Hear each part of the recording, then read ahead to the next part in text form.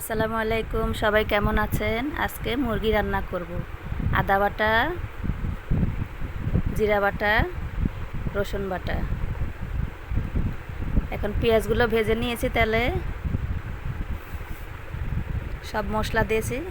1 চামচ রসুন বাটা, 1 চামচ আদা বাটা দিয়ে দিলাম।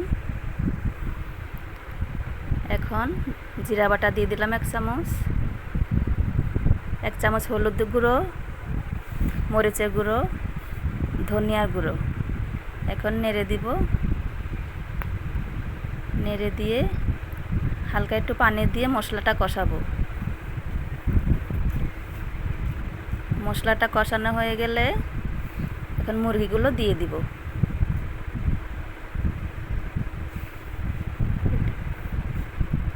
এটা আমার বাসায় পালা মুরগি। এখন ঢেকে দিয়ে দিব।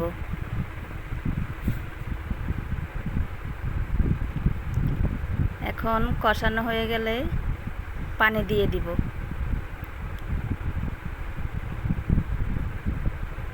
আপনারা আপনাদের পরিমাণ মতো পানি দিবেন।